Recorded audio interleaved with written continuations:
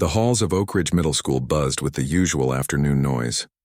Locker doors slammed shut, sneakers squeaked against the polished floor, and children's voices echoed off the walls. In the midst of this familiar chaos, a small figure walked alone, clutching a worn leather music case to her chest like a shield.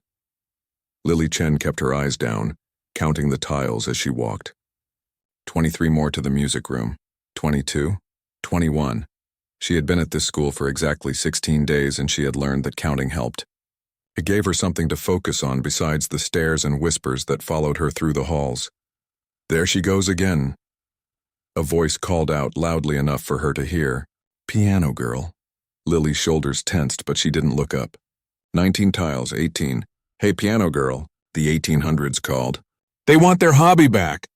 Laughter rippled through the hallway. Lily walked faster. 15 tiles. 14. She hadn't expected moving to this small town would be easy, but she hadn't expected it to be this hard either. Back in the city, lots of kids took music lessons. Nobody thought twice about it. But here in Millfield, where most kids spent their free time at the skate park or the mall, Lily and her piano made her stick out like a sore thumb. 10 tiles. 9. I bet she can't even play anything good, another voice said. Probably just Mary Had a Little Lamb over and over. More laughter. 6 tiles. 5. Lily bit her lip. If only they knew. But it was better they didn't. Better to be invisible. 4. 3. 2. She reached the music room door and slipped inside, closing it behind her with a soft click that shut out the noise of the hallway. Inside, the room was empty and quiet. A row of plastic chairs lined one wall, and a few instruments in cases were stacked in the corner. And there, by the window, sat an old upright piano. It wasn't much. The wood was scratched in places, and a few of the white keys had yellowed with age. But to Lily, it was an island of familiar in a sea of strange. She placed her music case on top of the piano and took a deep breath. The clock on the wall read 3:15. She had exactly 45 minutes before grandmother would arrive to pick her up. 45 minutes of peace. Lily sat down on the bench and lifted the cover from the keys. Her fingers hovered for a moment, then came down gently. The opening notes of a simple warm-up exercise filled the room. As she played, the tension in her shoulders began to melt away. Her mind cleared. Nothing existed except her fingers and the keys and the notes that flowed between them. After 5 minutes of warm-ups, Lily opened her music case and pulled out a well-loved book of Bach preludes. She had been working on Prelude No. 1 in C major for weeks now. Grandmother said it was all about precision and control. Lily positioned her hands and began to play. The familiar arpeggios rolled from her fingers, building and flowing like water. She closed her eyes, letting the muscle memory take over. This was the only place she felt truly herself, in the music. She didn't hear the door open. What are you doing in here? The harsh voice shattered the music. Lily's hands jerked away from the keys as if burned. In the doorway stood a tall boy with messy brown hair and a basketball under one arm. Behind him, 2 other boys peered into the room. I'm practicing, Lily said, her voice barely above a whisper. The boy snorted. Yeah, we can hear that. All the way down the hall. He walked into the room, bouncing the basketball once. We need this room for our study group. Lily looked at the basketball, then at the boy. Study group? One of the other boys laughed. Yeah, we're studying physics, the physics of basketball. There's no basketball allowed in the music room, Lily said softly, finding a small spark of courage. It could damage the instruments. The first boy rolled his eyes. Listen, piano girl, my name is Lily. Whatever. This school is about more than just boring old pianos. Nobody even uses this room except for you and old Mr. Jenkins. He bounced the ball again, closer to the piano this time. So why don't you pack up your little music books and find somewhere else to practice your kiddie songs? Lily's hands curled into fists on her lap. She wanted to tell them that Bach wasn't kiddie songs, that the piece she was playing was considered a cornerstone of classical piano literature, that it took years of practice to play it properly, but the words stuck in her throat. Hey Tyler, check this out, said one of the other boys, picking up Lily's music book. It's like 100 years old or something. It's Bach, Lily said, standing up. Please be careful with that. Bach? The boy turned the book upside down. Sounds like something you'd catch from drinking bad water. They all laughed. Lily felt her cheeks burn. She reached for the book, but the boy held it over his head. "Jump for it, piano girl." "Please give it back," Lily said, her voice cracking. It was my mother's. Something in her tone made the boy hesitate. In that moment, the door opened again. "What's going on in here?" Mr. Jenkins, the music teacher, stood in the doorway. He was an older man with thick glasses and a perpetually rumpled shirt. His eyes took in the scene. Lily standing with her hands reached out, the boy holding the music book above his head, the basketball tucked under Tyler's arm. "Nothing, Mr. J," Tyler said quickly. "We were just leaving." The boy with Lily's book quickly handed it back to her, avoiding her eyes. "Basketball belongs in the gym, boys," Mr. Jenkins said, holding the door open pointedly. "And this room is reserved for music practice after school." The boys filed out, but Tyler paused in the doorway. "Nobody even listens to that old-timey stuff anymore," he said. "It's dead music for dead people." Then he was gone. Mr. Jenkins sighed. "Don't mind them, Lily, they just don't understand." Lily nodded, clutching her music book to her chest. "Thank you, Mr. Jenkins. Keep practicing. This room is yours until 4 He smiled kindly, then left, closing the door behind him. Lily sat back down at the piano, but the magic of the moment was broken. The notes no longer flowed easily. Her fingers felt stiff and awkward. Dead music for dead people. The words echoed in her mind. Maybe Tyler was right. Maybe she was wasting her time on something nobody cared about anymore. But then she remembered grandmother's words from that morning. "Your mother sat at this same piano when she was your age, and her mother before her. The music lives through your fingers now. Lily, never forget that." With a deep breath, Lily placed her hands on the keys again and began to play. Outside the music room, a small group of students had gathered. They pressed their ears to the door, expecting to hear simple scales or nursery tunes. What came through the door instead left them confused and, though they wouldn't admit it, impressed. "What is that?" one girl whispered. "It sounds hard. Probably some recording," Tyler said, but he didn't sound convinced. Inside the room, Lily had moved on from Bach to Chopin. Her small hands stretched across the keys, coaxing out the complex emotions of the nocturne in E-flat major. This was her mother's favorite piece, the one she used to play on quiet evenings when she thought Lily was asleep. As she played, Lily thought about her old home, the apartment in the city with the baby grand piano by the window. She thought about her parents, her mother with her gentle hands guiding Lily's fingers across the keys, her father turning the pages of the music with careful precision. She thought about the accident that took them both just 3 months ago, leaving Lily alone with only grandmother and the piano to connect her to her past life. The final notes of the nocturne hung in the air. Lily opened her eyes, surprised to find them wet with tears. She wiped them away quickly. Grandmother always said a musician must control their emotions, not be controlled by them. The clock read 3:55, time to pack up. As Lily carefully placed her music back in its case, she didn't notice the small audience that had gathered outside the door, or the way they quickly scattered when she emerged. She didn't see the look of surprise on Tyler's face or hear the whispered, "No way, that was really her playing." All she knew was that for 30 minutes, she had found a piece of home in this strange new place, and tomorrow she would come back and find it again. Outside, grandmother's old blue sedan waited by the curb. Lily slid into the passenger seat, placing her music case carefully on her lap. "How was practice?" grandmother asked, pulling away from the curb. Lily thought about the boys, the laughter, the piano girl nickname that followed her through the halls. But she also thought about the moments alone with the music when nothing else mattered. "It was okay," she said. Grandmother glanced at her, then back at the road. Her hands, gnarled with arthritis but still elegant, tapped a rhythm on the steering wheel. "You know," she said, "when your mother was your age, she wanted to quit piano." Lily looked up in surprise. "Mom? But she was so good." "She was good because she didn't quit," grandmother said simply. "She faced challenges too. Different ones than yours, but challenges all the same." They drove in silence for a moment. "The school talent show is next month," grandmother said casually. "Perhaps you might consider playing." Lily's stomach tightened at the thought. Standing on a stage with everyone watching, waiting for her to make a mistake. "I don't think so," she said quietly. Grandmother didn't push. "Well, there's time to decide." She turned onto their street, a row of small houses with neat front yards.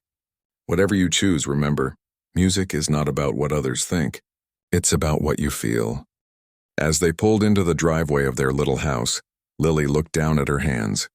They were small with short fingers that sometimes struggled to reach across octaves, but they were strong from years of practice, capable of more than most people would ever guess.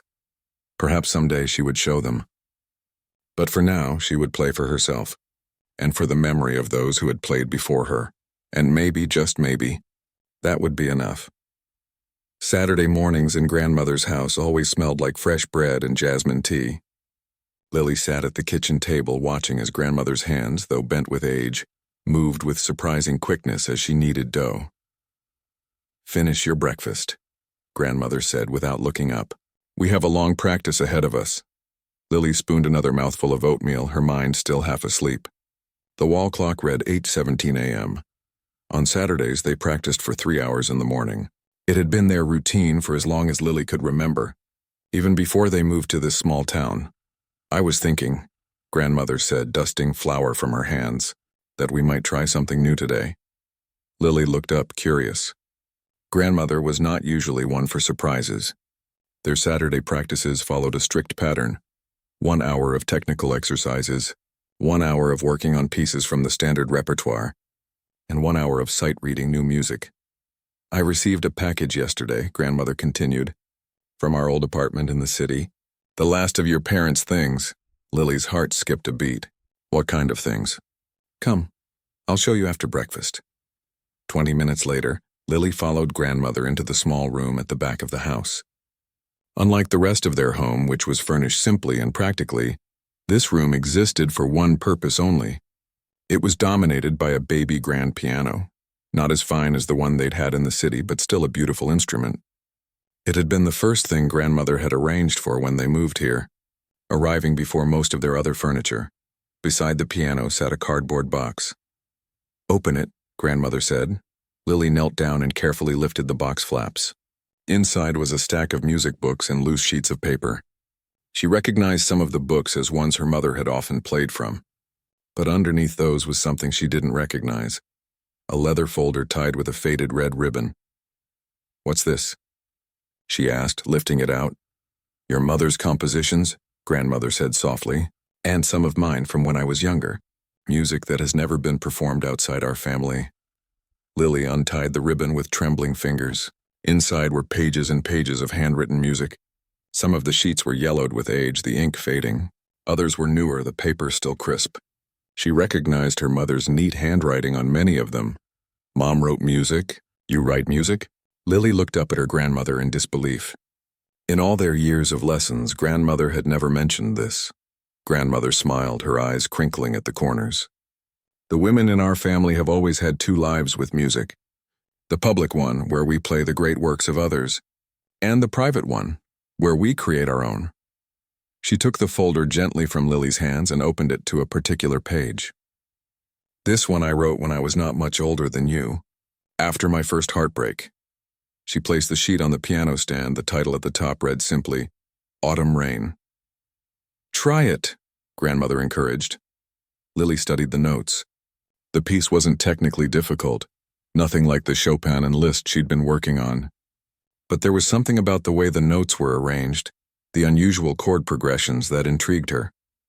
She began to play, slowly at first, feeling her way through the unfamiliar piece. The melody was simple but haunting, a little sad, a little sweet, like remembering something precious that had been lost. As she continued, she felt a strange connection to the music, as if she were touching a part of her grandmother's life from long ago. When she finished, the final note seemed to hang in the air between them. "Beautiful," grandmother said, her voice barely above a whisper. "You play it just as I imagined it should sound." "It's a wonderful piece," Lily said, genuinely impressed. "Why didn't you ever publish it or perform it?" Grandmother sat down beside Lily on the piano bench. "There was a time when women's music wasn't taken seriously," she explained. "When I was young, I once showed one of my compositions to my own piano teacher. He patted my head and told me to focus on playing Beethoven instead." She turned to another page in the folder. "This one your mother wrote for your father when they first met." Lily recognized this one. She had heard her mother play it many times, though she'd always assumed it was by some composer she didn't know. Mom never told me she wrote it herself. She was like me, Grandmother said, private about her creations. She closed the folder and handed it to Lily. But now these belong to you. To play, to keep, and perhaps someday to add your own music to. Lily hugged the folder to her chest, overwhelmed by this unexpected gift. This connection to her mother and grandmother she hadn't known existed. Now, Grandmother said, her voice returning to its usual brisk tone. Scales and arpeggios. Every key, major and minor. Lily groaned but placed her hands on the keys. Some things never changed. As Lily worked through her technical exercises, Grandmother circled the piano, occasionally tapping Lily's wrist to adjust her hand position, or nodding approval at a particularly well-executed passage. You've been practicing the Bach prelude, Grandmother observed. It's coming along well, but I think it's time for something more challenging. She reached into the box and pulled out a book with a dark blue cover. Rachmaninoff, Lily's eyes widened. But that's so difficult. Difficult, yes. Impossible, no. Grandmother opened the book and placed it on the stand. Prelude in G minor. Listen first. Grandmother sat at the piano, her back straight despite her years. Her fingers, though not as nimble as they once were, still moved with confidence across the keys. The powerful opening chords filled the room, and Lily found herself holding her breath as she watched her grandmother transform before her eyes. The stooped older woman seemed to grow taller, stronger, as the music flowed through her. When she finished, there was a moment of silence. That was amazing, Lily said finally, but I could never play like that. Of course not, Grandmother agreed. You'll play like yourself, but you can play this piece. We'll start today a little at a time. For the next hour, they worked on just the first few measures. The complex chords were a struggle for Lily's smaller hands, but Grandmother showed her how to approach them, how to use her wrist and arm to support her fingers. Music isn't just in the fingers, Grandmother reminded her. It's in the whole body. Feel it here? She placed a hand over her heart, then let it flow through you. By the end of their practice session, Lily could play the opening sequence, not perfectly, but recognizably. Her hands ached, but there was a sense of satisfaction in having begun to conquer something that had seemed impossible. Practice this section every day this week, Grandmother instructed. Just these 8 measures. Quality over quantity. As they were putting away the music, Grandmother paused. The school talent show is coming up, isn't it? Lily tensed. I told you I don't want to do it. You haven't told me why. Lily looked down at her hands. How could she explain the knot of fear that formed in her stomach at the mere thought of playing in front of her classmates? How they already laughed at her for playing an old person's instrument. How Tyler and his friends made piano-playing gestures whenever they saw her in the hallway. They already think I'm weird, she said finally. If I play classical music in front of everyone, it'll just make it worse. Grandmother was quiet for a moment. When I was 16, she said, I played in my first public recital. A man in the audience laughed when I walked on stage. I was so small, you see, and the piece I was playing was Liszt, very grand, very dramatic. He thought it was funny, this tiny girl about to attempt such a piece. What happened? Lily asked. I played the first chord as loudly as I could, Grandmother said with a small smile, so loudly that he jumped in his seat. By the end of the piece, he was the first one standing to applaud. She closed the piano lid gently. People will always judge what they don't understand. You can either hide or you can show them how wrong they are. Later that afternoon, Lily sat at her desk attempting to focus on her math homework. But her mind kept wandering back to the leather folder, which now sat on her bookshelf. After a few minutes of staring at the same problem, she gave up and reached for the folder instead. She leafed through the pages, pausing occasionally to hum a melody line or tap out a rhythm on her desk. Near the back of the folder, she found several blank sheets of manuscript paper waiting to be filled. On impulse, she took a pencil and began to write. First just random notes, then a simple melody that had been playing in her head for days. It wasn't much, just a few measures, but it felt good to see it take shape on the page. A knock at her door made her quickly cover the page with her math book. Lily? Grandmother called. Phone call for you. Surprised nobody ever called her, Lily went to the kitchen and took the cordless phone. Hello? Hi, is this Lily? The voice was unfamiliar, a girl's voice. Yes, who's this? It's Zoe, from school? I sit behind you in English. Lily vaguely remembered a quiet girl with glasses who sometimes smiled at her in the hallway, but had never actually spoken to her before. "Oh, hi. I heard you playing piano yesterday after school," Zoe said. Through the music room door, Lily's stomach clenched. Here it comes, she thought. More teasing just over the phone this time. "It was really beautiful," Zoe continued. "What was that piece?" "The second one you played." Lily was so surprised she almost dropped the phone. You liked it?" "Yeah. I play violin. Not super well or anything, but I've been taking lessons since 3rd grade. That piece sounded like something I'd love to learn." "It was a Chopin nocturne," Lily said, still stunned by this unexpected turn of events. "E-flat major? Cool. Do you think... would you maybe want to play together sometime? Mr. Jenkins is always saying he wants to start a chamber music group, but not enough people are interested." Lily didn't know what to say. The idea of playing with someone else, someone from school, had never occurred to her. "I should go," Zoe said when Lily's silence stretched too long. "But think about it, okay? It could be fun." After they hung up, Lily stood in the kitchen, the phone still in her hand, trying to process what had just happened. Someone had heard her play, and instead of laughing, they had recognized something in the music that spoke to them too. "Who was that?" Grandmother asked, coming in from the garden with a basket of herbs. "Just someone from school," Lily said. "She wants to play music together." Grandmother nodded as if this was the most natural thing in the world. Music brings people together. It always has. That night, as Lily lay in bed, she thought about Zoe and her violin, about the Rachmaninoff prelude waiting for her to master it, about the blank manuscript paper and the few notes she'd written down. And for the first time since moving to this town, she felt a small spark of something that might have been hope. The hallway bulletin board was covered with bright yellow flyers. The words "Annual Talent Show" printed in bold black letters across the top. Lily paused in front of it, reading the details. 3 weeks away. Sign-up deadline this Friday. You thinking of entering? Lily turned to find Mr. Jenkins standing beside her, a stack of sheet music under one arm. "Oh no," she said quickly. "I was just looking." Mr. Jenkins adjusted his glasses. "That's a shame. We could use some real musicianship in the show.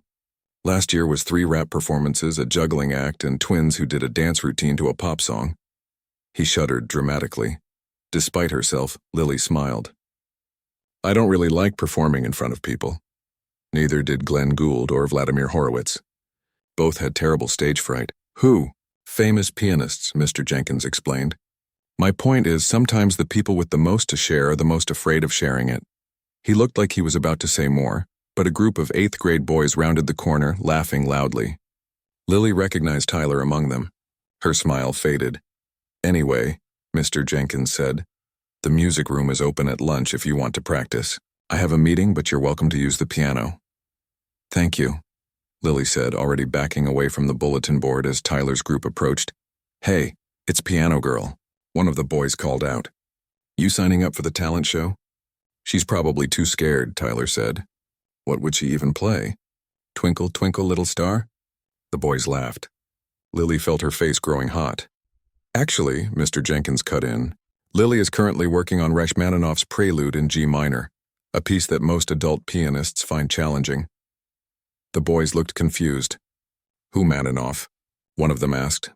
"Rachmaninoff," Mr. Jenkins repeated, "a Russian composer known for writing some of the most technically demanding piano music ever created." "Whatever," Tyler said, but he looked slightly less sure of himself. "Still sounds boring," Mr. Jenkins just smiled.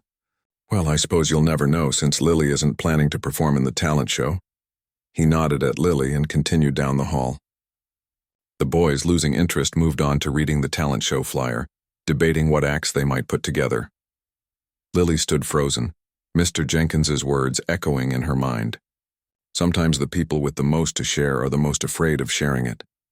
She was still thinking about this at lunch when a tray clattered down on the table in front of her. She looked up, startled. It was Zoe, the girl who had called her about playing violin. "Hi," Zoe said, sitting down. "Is it okay if I join you?" Lily nodded, surprised. She usually ate alone. "So," Zoe said, unwrapping her sandwich, "have you thought about playing together sometime?" "I haven't had a chance to ask my grandmother yet," Lily admitted. "We need to find music arranged for piano and violin. Mr. Jenkins probably has some. He's always trying to get chamber groups started." Zoe took a bite of her sandwich. Are you entering the talent show?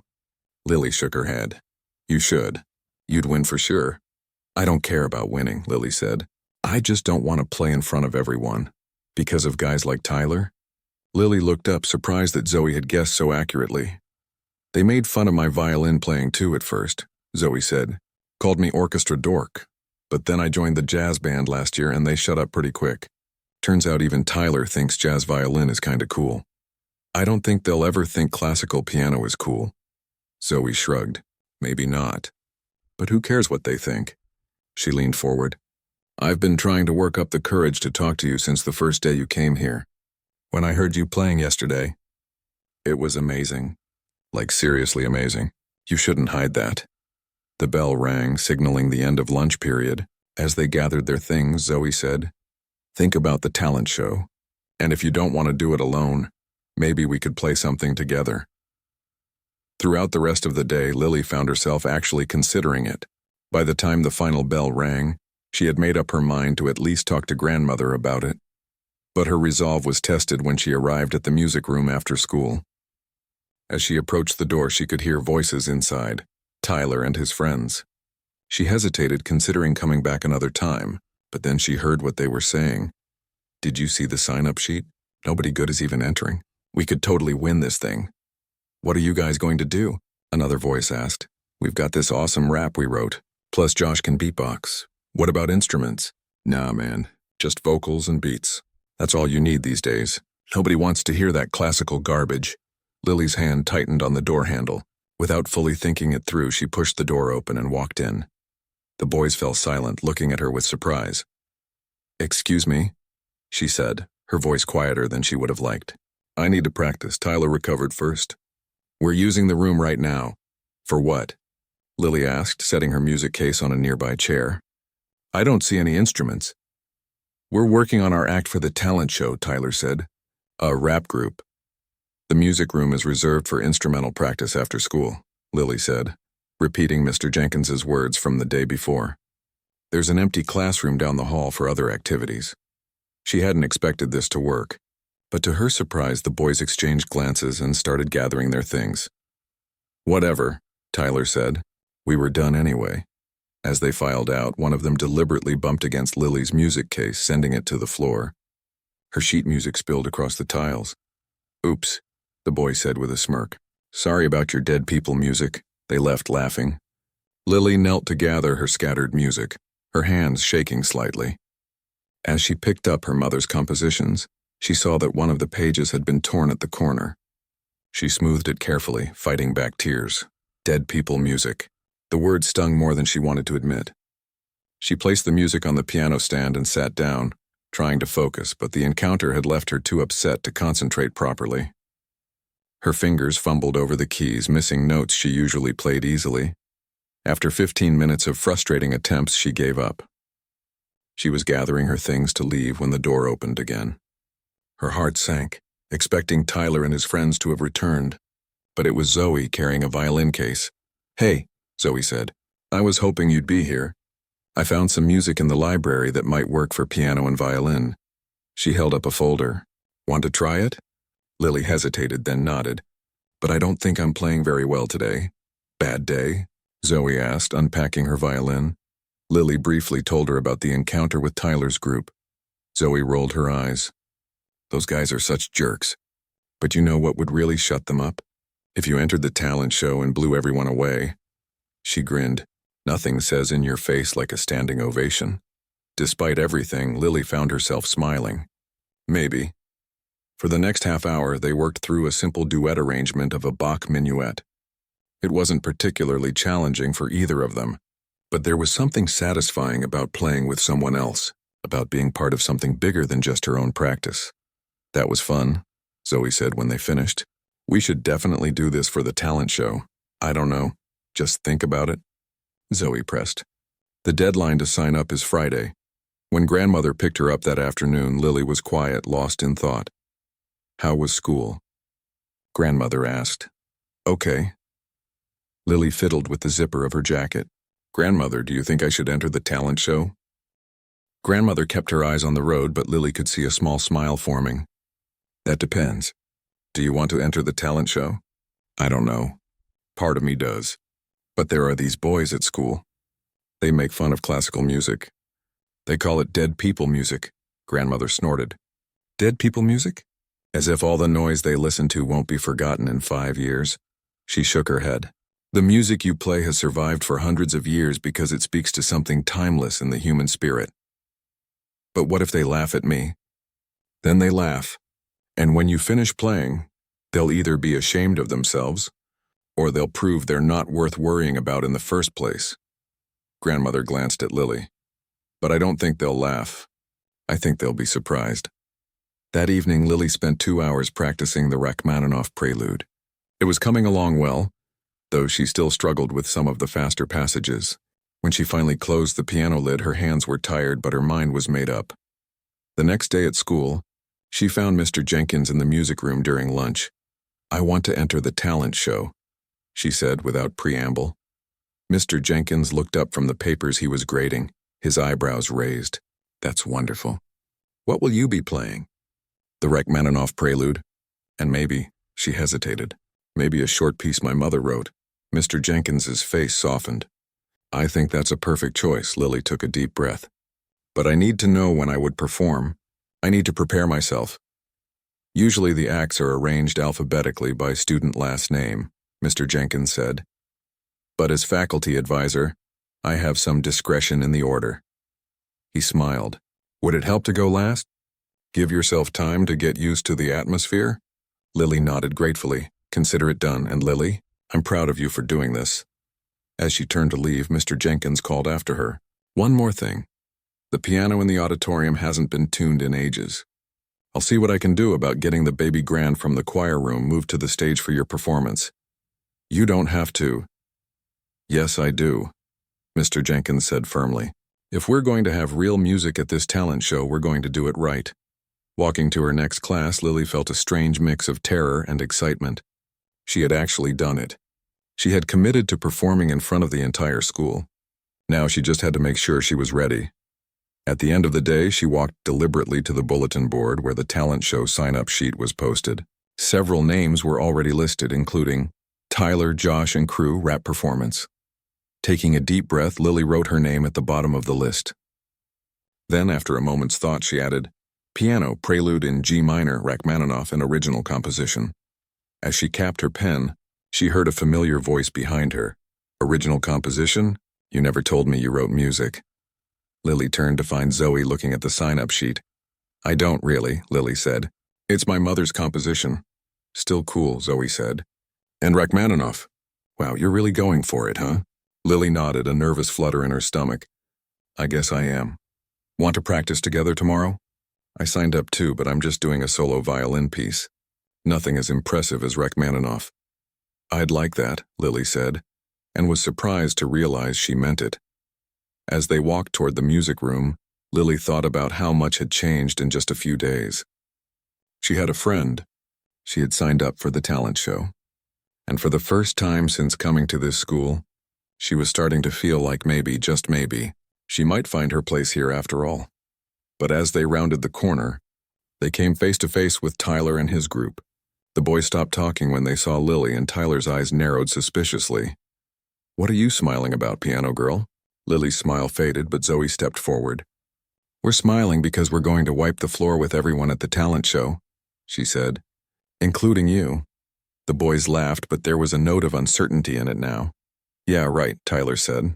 Nobody wants to hear your boring classical music.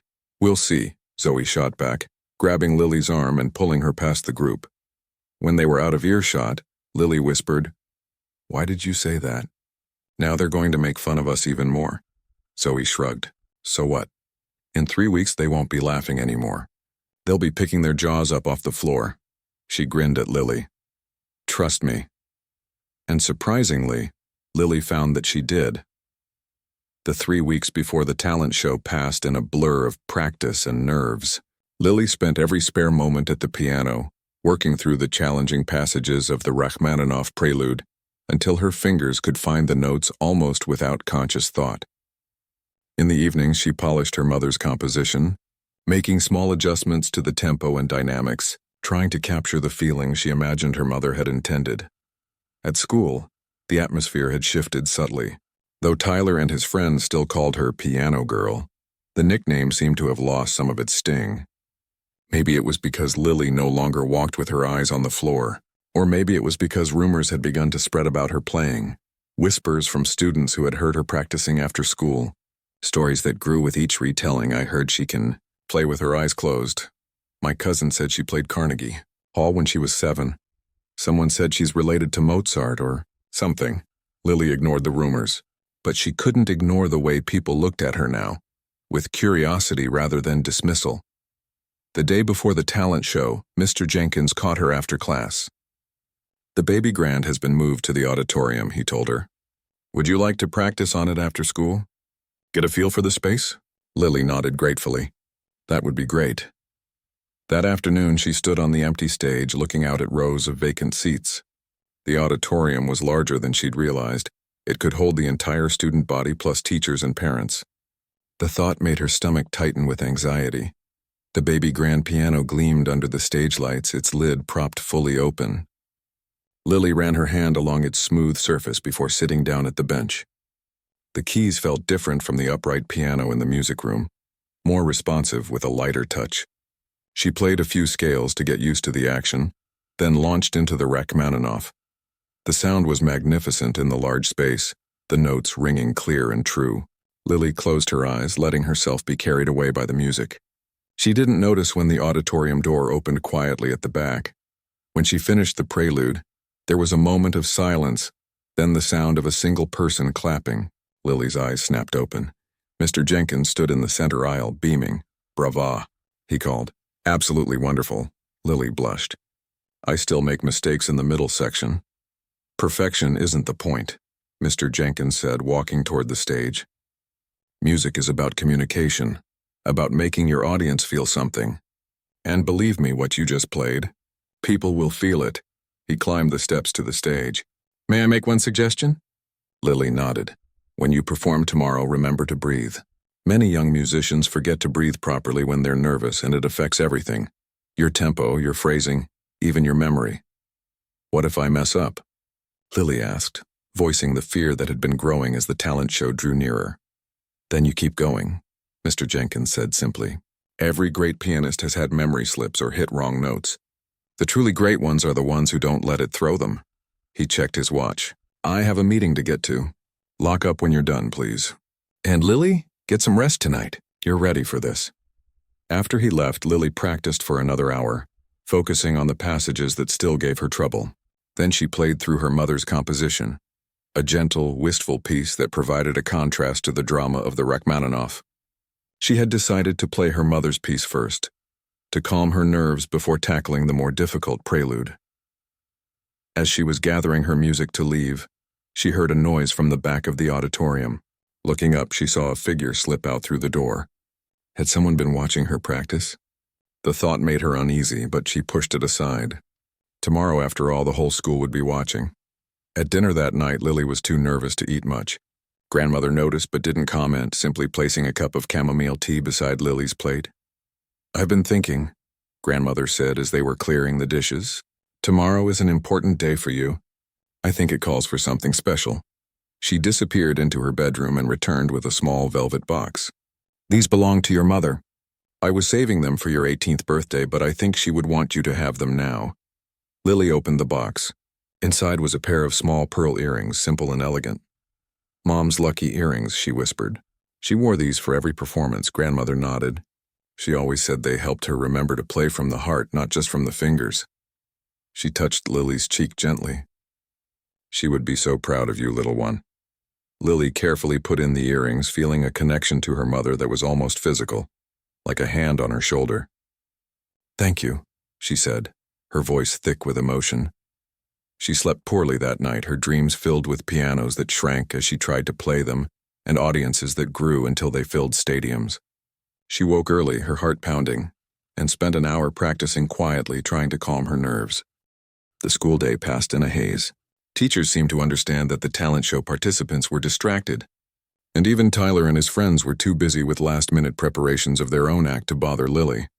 At lunch, Zoe found her in the music room, running through her mother's composition one last time. "That's beautiful," Zoe said when Lily finished. "Did your mom really write that?" Lily nodded. "You're going to be amazing tonight," Zoe said, sitting down beside Lily on the piano bench. "Everyone's talking about you, you know. Even people who've never heard you play." "What are they saying?" Lily asked nervously. "Just that you're really good.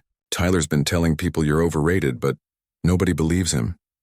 Zoe nudged Lily's shoulder with her own. "They're going to be blown away."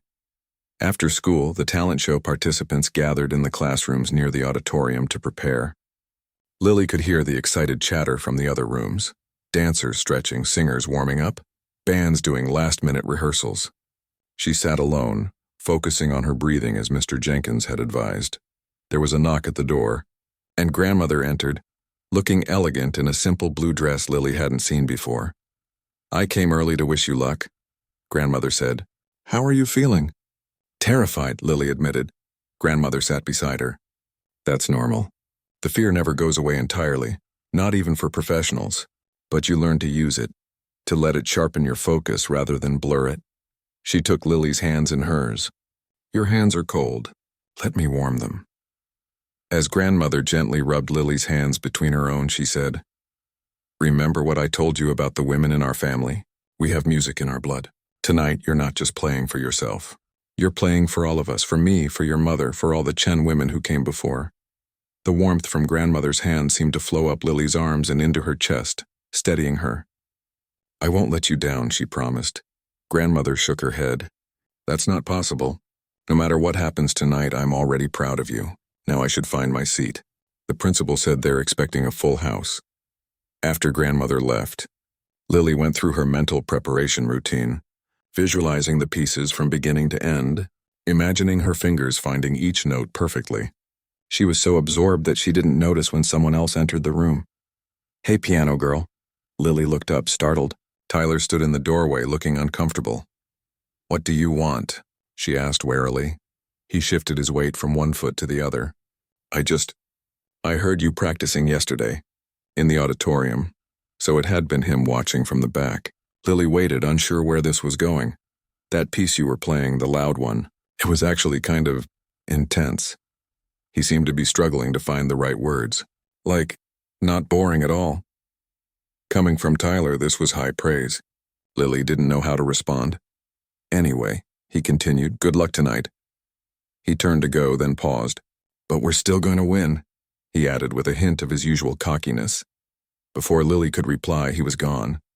She sat there, puzzled by the encounter. Was it possible that Tyler had actually been impressed by her playing? There was no time to dwell on it. A teacher was now moving through the rooms, telling everyone the show would start in 15 minutes. The performers not in the first few acts were directed to sit in the reserved seats at the front of the auditorium. Lily found herself sitting next to Zoe, who was scheduled to perform her violin piece in the middle of the program. Lily, as Mr. Jenkins had promised, would be the final act. "How you holding up?" Zoe whispered as the lights dimmed. "I think I'm going to throw up," Lily whispered back. Zoe squeezed her hand. "You've got this." The talent show began with the principal's welcome, followed by a juggling act that dropped more balls than it caught. Next came a surprisingly good rendition of a popular song by 3 girls in matching outfits, followed by a magic show that actually earned genuine applause. Tyler's rap group performed 6th in the lineup. To Lily's surprise, they weren't terrible. Tyler had a natural sense of rhythm, and their lyrics about life in a small town where nothing ever happened were clever enough to make the audience laugh in recognition. They received enthusiastic applause, especially from a group of 8th graders near the front. As the show continued, Lily's anxiety began to build again. She tried to focus on the acts, to lose herself in the performances. But her mind kept jumping ahead to her own turn on stage. Zoe's performance came and went, a lively folk piece that showcased her technical skill and earned appreciative applause. Then there were only 2 acts left before Lily. "I'm going to wait backstage," she whispered to Zoe, who nodded encouragingly. Behind the curtain, Lily paced back and forth, running through the opening measures of her mother's piece in her mind. The act before hers finished, a dance routine that had the audience clapping along, and suddenly it was her turn. And now, our final performer of the evening, the principal announced. Lily Chen playing piano. There was a smattering of applause as Lily walked onto the stage. The bright lights made it difficult to see the audience clearly, but she could make out grandmother in the third row and Mr. Jenkins standing at the back of the auditorium. She could also see Tyler and his friends whispering to each other in the front row. Lily sat down at the piano, adjusted the bench, and took a deep breath. Her hands were shaking slightly as she placed them on the keys. For a moment she feared she had forgotten every note she had ever learned. Then she touched her mother's pearl earrings, closed her eyes, and began to play. The first notes of her mother's composition filled the auditorium, soft and clear. As she played, Lily imagined her mother sitting beside her, guiding her fingers across the keys. The piece was simple in structure but rich in emotion, a love letter written in music, from her mother to her father, and now from Lily to both of them. When she finished, there was a moment of silence, then warm applause. Lily opened her eyes, nodded slightly to acknowledge it, then straightened her back and prepared for the Rachmaninoff. This was the real test, the piece that would either prove Tyler right or wrong about dead people music. She took another deep breath and began. The powerful opening chords seemed to lift her out of herself, into that special place where nothing existed but the music. Her fingers found the keys without conscious thought, muscle memory taking over where nerves might have interfered. As she moved into the middle section, with its rapid runs and complex harmonies, she could feel the audience's attention sharpen, a collective holding of breath. She was no longer just playing notes on a page. She was telling a story of struggle and triumph, of beauty found in unexpected places. The final section of the piece returned to the dramatic theme of the opening, building to a climax that required every bit of strength in Lily's small body. As she struck the final chords, she felt something release inside her, all the fear, all the self-doubt, all the pain of the past months flowing out through her fingers into the music. The last notes hung in the air for a moment, then faded.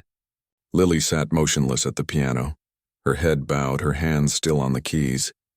For a heartbeat, there was complete silence. Then the audience erupted. The applause was immediate and overwhelming, washing over Lily in waves. She looked up, startled, to see the entire auditorium on its feet. Grandmother was wiping tears from her eyes. Mr. Jenkins was beaming, clapping so hard his glasses slipped down his nose. Even Tyler and his friends were standing, their expressions a mixture of shock and grudging respect. Lily stood, her legs shaky, and gave a small bow. The applause grew louder. Someone whistled. She heard a voice. It sounded like Zoe's, shouting encore. She hadn't prepared an encore. She hadn't expected to need one. But as she stood there with the audience still applauding, she knew what she wanted to play. Sitting back down at the piano, she waited for the noise to subside. Then, with a smile, she began to play her own composition, the piece she had been working on in secret, inspired by her mother and grandmother, but uniquely hers. It was just a short piece, still unfinished in places, but as she played it for the first time in public, she felt a sense of rightness, of completing a circle. When she finished and stood again, she saw grandmother nodding in recognition and pride. And in that moment, Lily knew that whatever happened after tonight, whether the kids at school treated her differently or not, whether anyone remembered her performance or forgot it by Monday morning, she had found her voice. And no one could ever take that away from her. The morning after the talent show, Lily woke to sunlight streaming through her curtains. For a moment she lay still, wondering if the previous night had been a dream. The standing ovation, the faces filled with awe, the feeling of finally being seen, had it really happened? Her fingers were slightly sore, a pleasant reminder of the intensity with which she had played. On her nightstand, her mother's pearl earrings caught the light. Not a dream, then. When she went downstairs, grandmother was already in the kitchen, humming as she prepared breakfast. It was the melody of Lily's own composition, the piece she had played as an encore. "Good morning," grandmother said, turning from the stove with a smile warmer than the pancakes she was flipping. "How does it feel to be the talk of the town?" "What do you mean?" Lily asked, sliding into her usual chair at the kitchen table. "My phone has been ringing since 7 this morning. Mrs. Lynn from the community center called to ask if you would play at their fundraiser next month.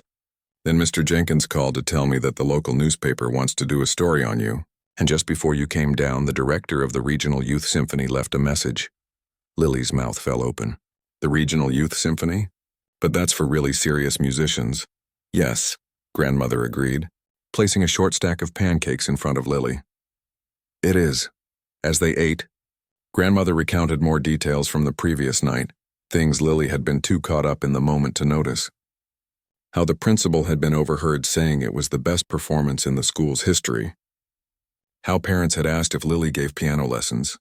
How Mr. Jenkins had looked like he might burst with pride. But the most important thing, grandmother said, her voice growing serious, was what happened after the show. When most people had left, Lily looked up curious. She remembered the immediate aftermath, the rush of people coming up to congratulate her, the surprisingly sincere handshake from Tyler, the hug from Zoe that had nearly knocked her over. But she had been so overwhelmed by it all that much of it was a blur. What happened? A woman approached me, grandmother said. She introduced herself as Dr. Wilson, from the music department at the State University. She had come to watch her niece in the talent show and happened to hear you play. Grandmother's eyes twinkled. She asked if you had considered applying to their summer music program for gifted young musicians. But that's for high school students, Lily protested. I'm only in 7th grade. Apparently they make exceptions for exceptional talents. Grandmother handed Lily a business card. She would like you to call her. Lily stared at the card, trying to process what this meant. Just a month ago, she had been hiding in the music room, playing only for herself, dreading each day at school. And now this? I don't know if I'm ready for something like that, she said finally. Of course you're not ready, grandmother said matter-of-factly. Not yet. But you could be with work. The question is, do you want to be, did she? Lily thought about how it had felt on that stage. Terrifying, yes, but also thrilling. Like flying. Like being truly alive, I think I do, she said slowly. But what about school? And your lessons? School will always be there, grandmother said. And as for my lessons, and she smiled a little sadly, I have taught you all the technique I can. These old hands aren't what they used to be. For you to truly grow, you need teachers who can show you, not just tell you. But no buts, grandmother said firmly. I did not bring you up to think small, Lily Chen. Your mother never did, and neither will I. Before Lily could respond, the doorbell rang. It was Zoe, practically bouncing with excitement. Have you seen it? She asked, thrusting her phone into Lily's hands. You're all over social media. Lily looked down at the screen. Someone had posted a video of her performance. Just the last minute or so of the Rachmaninoff, followed by the standing ovation. The caption read, "This girl just redefined the school talent show. Mind blown." It's got over 1,000 views already, Zoe said, and people from other schools are commenting, asking who you are. Lily handed the phone back, feeling a mixture of pride and embarrassment. I don't even have social media. Well, maybe you should get it, Zoe said, flopping down on the living room sofa. You're kind of famous now. Don't exaggerate, Lily said, but she couldn't help smiling. I'm not. Seriously, everyone's talking about you. Even Tyler told his friends to stop calling you piano girl. He said your name is Lily and you're a legit musician now. Coming from Tyler, this was a major concession. Lily wondered briefly if things would be different when she went back to school on Monday. Would the other kids treat her differently now? Would they stop whispering when she walked by? Oh, Zoe sat up suddenly. I almost forgot why I came over. Mr. Jenkins wants to know if you'll play at the spring concert. He's starting a chamber music group like he's always wanted to, and he wants you to be the pianist. A chamber music group? With who? Me on violin, Zoe said. A boy named David who plays cello. And get this, Tyler wants to join too. Tyler? But he doesn't play an instrument. He does actually trumpet. He's been taking lessons for years but kept it secret because he thought it wasn't cool. Zoe grinned. Apparently, after seeing how everyone reacted to your playing last night, he's decided maybe it is cool after all. The thought of Tyler joining a chamber music group was so unexpected that Lily laughed out loud. Are you serious? Completely. Mr. Jenkins said Tyler came to him right after the show and asked if the group needed a brass section. The rest of the weekend passed in a whirl of phone calls, visitors, and practice. Lily spoke with Dr. Wilson about the summer program and learned that auditions would be held in 2 months. She would need to prepare 3 pieces, including one by a contemporary composer. I was thinking, Lily said to grandmother as they discussed possible audition pieces, What if I played one of Mom's compositions? Or, or maybe one of my own? Grandmother's eyes widened slightly. You've been composing? Lily nodded, suddenly shy. Just little pieces. Nothing as good as Mom's. Show me, Grandmother said. Lily went to the piano and pulled out several sheets of manuscript paper from inside her favorite music book. She had been working on them secretly for weeks, jotting down melodies that came to her when she was supposed to be doing homework or falling asleep. She played through her compositions, 3 short pieces, each about 2 minutes long. They were simple compared to the classical masterwork she usually practiced, but they had a distinctive voice, combining elements of traditional Chinese music with more contemporary harmonies. When she finished, Grandmother was silent for a long moment. Then, to Lily's surprise, she saw tears in her grandmother's eyes. Grandmother, are they that bad? No, child, Grandmother said, her voice thick with emotion. They are that good. You have found your voice just as your mother found hers and I found mine. She placed her hand on Lily's shoulder. You must play one of these for your audition. Monday morning arrived with a knot of anticipation in Lily's stomach. Would things be different at school? Or would the magic of the talent show have worn off over the weekend? As she walked through the front doors, she immediately noticed a difference. People looked at her, not with the dismissive glances or mocking smirks she was used to, but with interest, even respect. A girl she barely knew smiled and waved. A boy from her math class stopped to congratulate her on her performance, and when she reached her locker, she found Tyler waiting for her. Hey, he said, looking uncomfortable but determined. Can we talk for a minute? Lily nodded cautiously. I wanted to say sorry, Tyler said, the words coming out in a rush, for all the piano girl stuff, and for what I said about classical music being boring. I was a jerk. It's okay, Lily said, surprised by his apology. No, it's not, Tyler insisted. My dad always says real men admit when they're wrong, and I was wrong about you. He hesitated. Anyway, I was thinking, Mr. Jenkins said you're really good at music theory, and I kind of need help with that if I'm going to join the chamber group. So maybe we could, I don't know, study together sometimes? Lily couldn't help but smile at the irony. The boy who had led the teasing now wanted her help. But there was no satisfaction in seeing him humbled, only a sense that something had shifted, that a new door had opened. Sure, she said. I'd be happy to help. The rest of the day passed in a series of small but significant moments. In English class, her teacher asked if she would consider writing an essay about her experience with music for the school literary magazine. At lunch, she was invited to sit with a group of kids who had never spoken to her before. And in history, when the topic of famous composers came up, several students turned to her for her opinion. But the most meaningful moment came after school, when she went to the music room for her usual practice session. The room wasn't empty as it usually was. Instead, it was filled with younger students, 4th and 5th graders from the elementary wing of the school. What's going on? She asked Mr. Jenkins, who was setting up chairs in a circle. Ah, Lily. Perfect timing. I've started a new program, musical mentorship. These students have all expressed interest in learning an instrument, but many of them can't afford private lessons. He lowered his voice. I was hoping you might be willing to demonstrate for them, show them what's possible with practice and dedication. Lily looked at the children, their faces eager and curious. She recognized herself in them, especially in a small girl at the back who was watching the piano with longing in her eyes. I'd love to, she said. For the next half hour, Lily played for the children, explaining how the piano worked, showing them simple melodies they could try themselves. She even played a short passage of the Rachmaninoff, which made their eyes grow wide with amazement.